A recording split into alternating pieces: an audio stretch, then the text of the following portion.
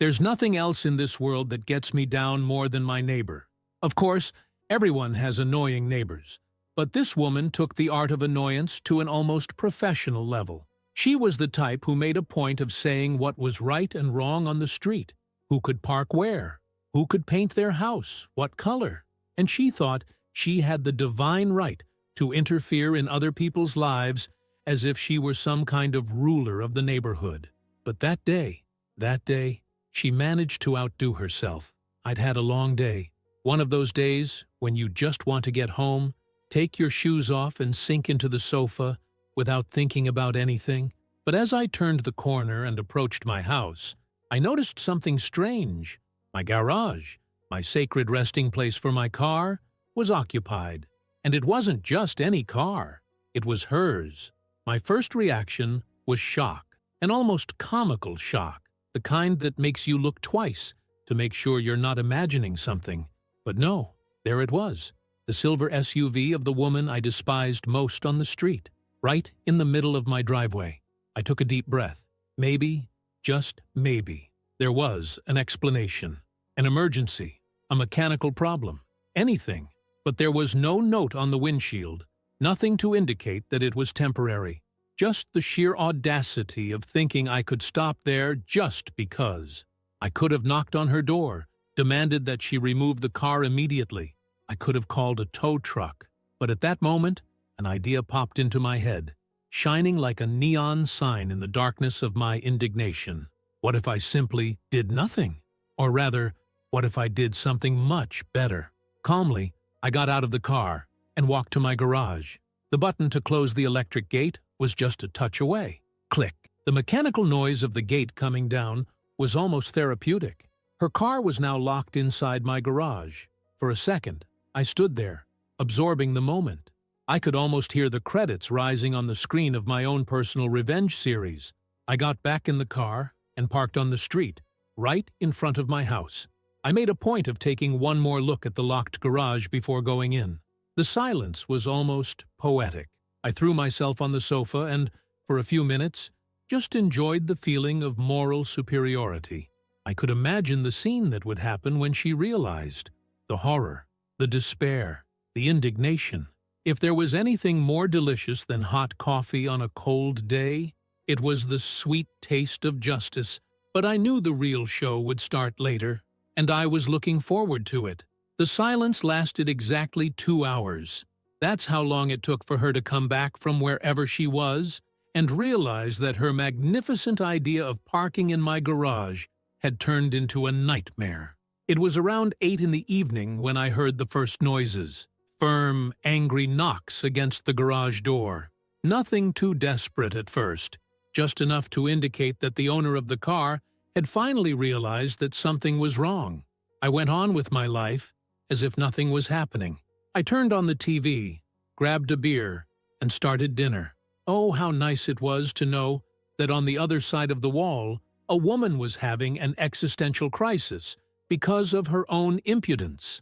Minutes later, the knocks increased. Now they were accompanied by a muffled voice, full of fury and demands. I smiled. It was a cruel smile, I admit, but there was something so deeply satisfying about seeing a person who spends their life annoying others finally get a taste of their own poison. I went to the window and watched the scene. There she was, in front of my garage, pacing back and forth like a caged animal, phone in hand, probably trying to call someone to sort out her emergency. But I knew something she didn't.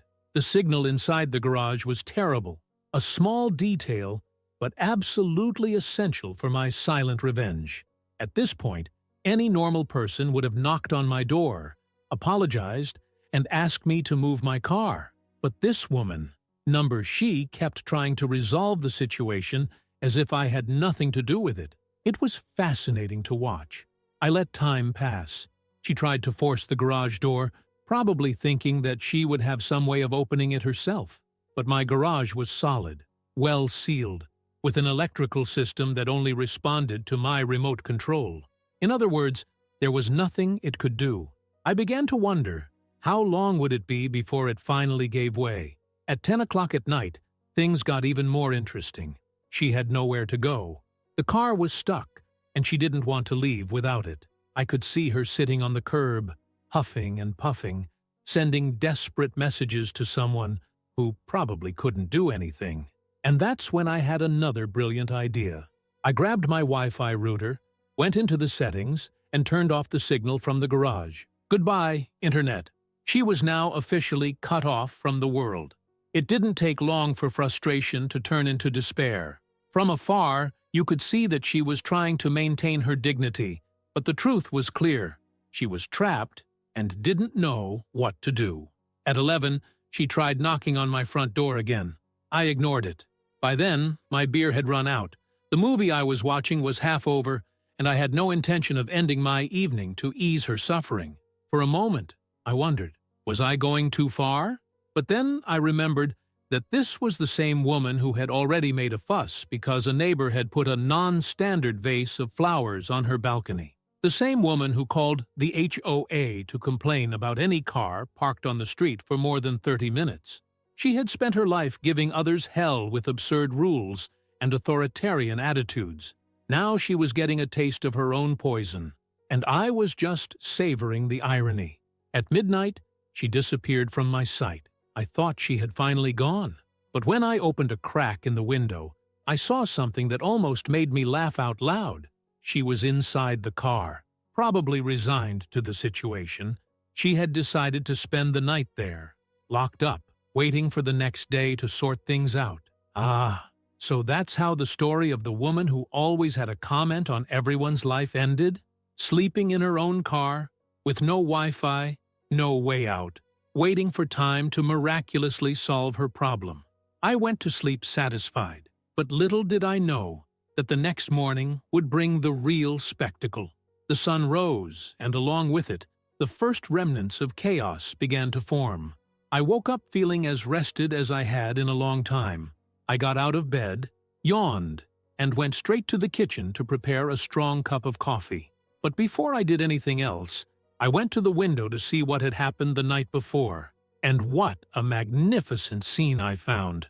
She was still there, sitting in the driver's seat, looking like she'd been hit by a truck out of frustration. Her hair was messed up, her eyes deep and puffy. She clearly hadn't slept a wink. Oh, what a shame. I took my cup of coffee and went out into the yard, sitting down in a comfortable chair from where I had a perfect view of the show. For a long time, I stood there, just watching, as if I were watching a rare documentary about the wildlife of a particularly annoying species. That's when she finally got out of the car. The sound of the engine turning on and off several times already indicated that the battery must be going. She opened the door with almost comical violence and stomped out as if she were leaving the cave after a century of isolation. Her eyes met mine, and I swear it was the most satisfying moment of my life. The woman huffed, pointed her finger in my direction, and started marching furiously towards my door. I took a sip of my coffee. The door hadn't even been touched yet, and I already knew exactly what was coming. She was about to scream, and that's exactly what happened. "Have you gone mad?" she exploded, the hoarse voice of someone who had spent the night gnashing her teeth. Ah, what a beautiful symphony to start the day. I let the silence hang in the air for a few seconds, just to increase the impact. Then I took a slow sip of my coffee, looked at her, and, with the greatest calm in the world, said, "Good morning to you too. Did you sleep well? If looking could kill, I would have evaporated into thin air by now." She began a furious rant about how this was kidnapping, illegal, inhumane, and who knows what else, as if I were a villain from a Mexican soap opera who had locked the poor defenseless maiden in a tower. Of course, the reality was a little different. She invaded my property. She parked her car in my garage, without permission, without explanation, as if that was some divine right she possessed. So I just made things more interesting. Now she wanted to reverse the situation at any cost. But there was a curious detail to the whole story. She still hadn't apologized. Not once. She'd spent the whole night trapped in her own car, and yet she still thought she had the right to demand things. I could have ended it right then and there. I could have opened the garage, let her out, and got on with life. But there was something about her that simply wouldn't allow me to be so generous. Perhaps it was arrogance, or a total lack of sense, or maybe it was just because she deserved every second of this experience. So I sighed and said, "You know, I'd really love to help you, but there's a problem." She crossed her arms. "What?" Then came the final blow. My gate control. Gone. Her expression twisted with pure anger. Ah, that was better than any breakfast. Suddenly, she started threatening to call the police. She said it wouldn't stay that way, that she'd sue me, that I'd paid dearly for everything. I just shrugged. "Well, call them." She blinked, confused. "What do you mean, call? Call the police. Please." I'm waiting anxiously to tell them how you parked in my driveway without permission and then screamed like crazy all night. The silence was absolute. She knew that if she called the police, she'd be the one to lose it. There wasn't a single argument she could use in her favor.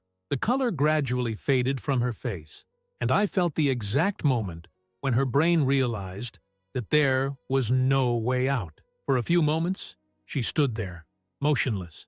You could almost hear the cogs in her mind working desperately to think of a way out, but there was none. Then, for the first time, she gave in. She let out a long sigh and muttered something inaudible. "What was it?" I asked, feigning innocence. She stared at me, her teeth clenched. "I'm sorry." I smiled. Oh, how delightful to hear that word come out of her mouth. But I wasn't a monster. Well, maybe just a little. I got up from the chair, walked calmly to the garage, and pressed the button on the remote control. The gate began to rise slowly, creaking as if it were savoring the moment as much as I was. Her car was there, motionless, dirty with dust and a little humiliation. She got into the vehicle without saying another word, without looking at me, without breathing too heavily, afraid that any further movement might make the situation worse. And then, without ceremony, she started the car and disappeared from my sight. But I knew it wasn't over yet, because people like her never accept losing. If this story ended with her driving away and never bothering me again, I could say it was a happy ending. But we're talking about that woman. And if there's one thing people like her can't do, it's accept that they've lost. After leaving my garage with my pride as dented as the carpet in her car, I was left in peace for a while. Hours passed without me hearing a hysterical scream or seeing that silver SUV parading around the neighborhood with the same air of superiority as always. But I knew that this was just the quiet before the storm, and I was right. A few hours later, while I was enjoying my quiet afternoon, the first blow came. A subpoena. Yes, she really did try to sue me. The scene was movie-worthy. A bailiff showed up at my door with that "I'm not paid enough to deal with this kind of crap" face, handed me the papers and left without saying anything. As soon as I read what it was about, I started laughing. She was suing me for false imprisonment, emotional harm, and, amazingly, kidnapping. I swear, when I got to this part of the document, I had to sit down to keep from falling on the floor from laughing so hard. This woman's level of desperation was impressive. I mean, think about it. She locked herself in my garage. I didn't force anyone to go in there. I just pressed a button and let life take its course. If that was kidnapping, then anyone who closes a door in the face of a pushy salesman should be in prison. But the best part?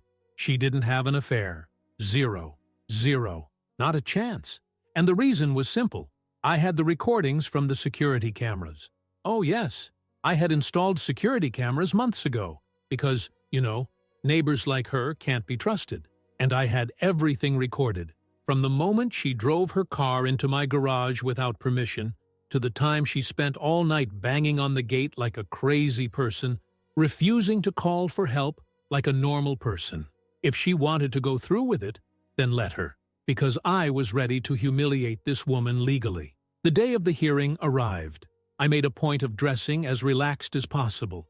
A simple shirt, jeans, and the look of someone who isn't worried at all. Meanwhile, on the other side of the room, there she was, all puffed up, with a lawyer who had probably been paid with money taken from her own husband, who, by the way, looked completely exhausted next to her. The hearing began, and it was a show of absurdities. Her lawyer, in that artificially dramatic voice, started talking about how my neighbor had been through a traumatic event, how she had suffered severe psychological damage, and even how she is now afraid to go into garages. I almost stood up from my chair and applauded. The best part? The judge's face. A man in his 60s who must have seen everything in his life, but was clearly having to hold in his laughter. When it was my turn to speak, it was the easiest thing in the world. Your Honor, I have video evidence showing exactly what happened. Absolute silence in the room. My neighbor's lawyer, who until then had been so pompous, froze. She herself went pale. So I pulled out my laptop, connected it to the TV in the courtroom, and hit play. The recording started. Every detail. Her parking without permission. Her completely ignoring the fact that this wasn't her house. Her banging on the gate and screaming as if she'd been kidnapped by a cartel. She refused to call for help and preferred to sleep in her own car. The silence in the room was deafening. When the recording finished, I crossed my arms and looked at the judge's face. He took a deep breath, wiped his hands across his face, and looked at my neighbor. "Do you have anything to say about this?" Her lawyer was already starting to put things away in his briefcase. He knew he had lost. She, on the other hand, didn't. "That doesn't change the fact that he locked me in the garage!" she screamed in despair. The judge rubbed his temples as if his patience had just run out for the year. "You trespassed on his property, parked where you shouldn't have, and refused to leave. He didn't stop you from leaving. You just didn't want to ask for help. That's not kidnapping." The woman clenched her teeth, as if she were chewing glass. The judge sighed and banged his gavel. Case dismissed. She lost. But that wasn't all. The judge decided that, as it was an unfounded and completely nonsensical accusation, she would have to pay for my legal fees. Yes, she was forced to pay for my lawyer. I left the courtroom floating. She, on the other hand, walked out stomping so hard on the floor that she felt like she was going to break her own bones. It was the most beautiful moment of my life. Since that day, the whole neighborhood has changed. The woman who used to think she was the queen of the neighborhood has completely lost everyone's respect. After all, it's not every day that someone tries to sue a neighbor for something that was clearly her fault and then leaves owing money. She became quieter after that. Not that she disappeared completely. People like that never disappear. But every time I pass her, I can see the hatred burning in her eyes, the way her lips tighten as if she still hasn't digested the public humiliation she suffered. And that's worth more than any money, because at the end of the day, I didn't have to lift a finger to put an end to her haughtiness. She did it for me herself. Did you like this video? Then comment and leave your like to support the channel even more.